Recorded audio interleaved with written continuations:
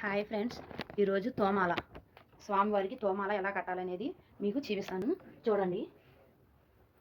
ఇదిగోండి ఫ్రెండ్స్, దారాన్ని 2 పేటలు ఎక్కించుకోవాలి. ఇదిగోండి మల్లెపూలని ఇదిగోండి చూపిస్తున్నాను చూడండి. 4 వైపులా 4. ఇదిగోండి 1,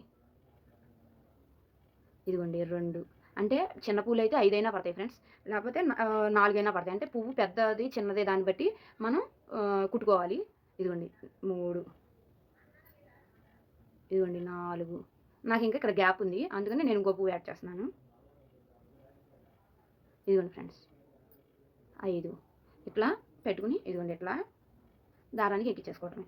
అట్లా ఎన్ని పూలు అయితే ఉంటాయో అన్ని పూలు అట్లా ఎక్కించుకోవటమే. ఇదిగోండి మరి చూపిస్తా చూడండి. ఇదిగోండి ఇట్లా 1, దీనికి ఆపోజిట్లో 1, 2, మళ్ళీ ఇటు ఆపోజిట్లో 1, మళ్ళీ అటు ఆపోజిట్లో 1. ఇదిగోండి ఫ్రెండ్స్ ఇట్లా ఎన్ని పూలు ఉంటే అన్ని 4 కానీ 5 కానీ, మీకు పువ్వు పెద్దదనాన్ని బట్టి చిన్న పువ్వు అయితే 5 పడతాయి, పెద్ద పువ్వులు అయితే 4 పడతాయి. ఇట్లా ఎక్కించేసుకోవటం. ఇదిగోండి ఫ్రెండ్స్. ఓకే, ఇదిగోండి మాల చూడండి ఫ్రెండ్స్.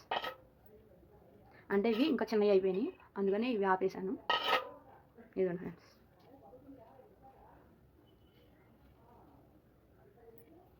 ఇదిగోండి ఫ్రెండ్స్. ఇదిగోండి స్వామివారికి తోమాల. చక్కగా స్వామివారి మెడలో అలంకారం చేయొచ్చు. చాలా ముద్దుగా ఉంది మాల. ఇదిగోండి ఫ్రెండ్స్ చూడండి. అంటే పెద్ద పువ్వు అయితే మీకు పెద్దగా వస్తుంది, అన్ని వైపులా వస్తుంది, పెద్దగా బాగుంటుంది. ఇదిగోండి ఫ్రెండ్స్, ఇవి మీడియం సైజు పూలన్నీ నేను కూర్చుని. ఇదిగోండి ఫ్రెండ్స్, ఇదిగోండి చక్కగా ఉంది మాల. ఇదిగోండి చక్కగా అట్లా గుచ్చుకుని స్వామివారికి సేవకు ఉపయోగించవచ్చు. ఇదిగోండి ఫ్రెండ్స్, కింద పెడుతున్నాను చూడండి. ఇదిగోండి కనబడుతుందా? ఇది చివరికి మనం కట్ చేసేసుకొని మామూలుగా ముడేసుకుంటాం.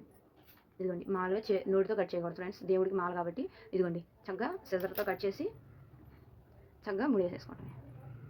ఇదిగోండి ఇట్లా ముడేసేసుకోవటమే. ఇదిగోండి ఫ్రెండ్స్. ఇదిగోండి ఫ్రెండ్స్. ఇదిగోండి చక్కగా ఉంది మాల. ఇది రేపు స్వామివారికి నేను వేద్దామని మాల కట్టాను ఫ్రెండ్స్.